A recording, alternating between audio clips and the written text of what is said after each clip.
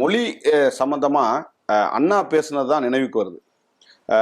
Never Hindi எவர் English அப்படின்னு அண்ணா வந்து ரொம்ப வீர ஆவேசத்தோட பேசியிருப்பார்.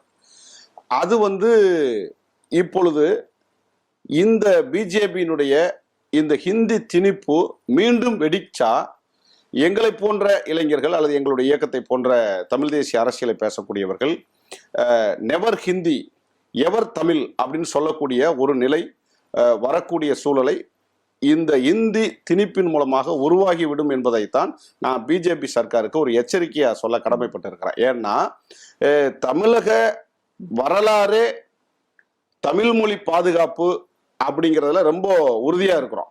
எந்த மொழியும் படிக்கிறதுல பிரச்சனை இல்லை, எந்த மொழியவும் திணிச்சா நாங்க ஏற்க மாட்டோம்ங்கிறதுல உறுதியா இருக்கோம். ஏன்னா ஒரு மொழி திணிப்பின் மூலம் தாய்மொழியை அரிக்கக்கூடிய ஒரு நிலை கடந்த காலத்திலையும் நாங்க பார்த்திருக்கிறோம். இப்பொழுதும் ஹிந்தி திணிப்பு என்பது தமிழ் அழிப்பில் போய் முடியும் என்பதுதான் எங்களுடைய நிலைப்பாடு. எனவே ஹிந்தி திணிப்பு ஒருபோதும் நாங்க ஏற்க மாட்டோம்.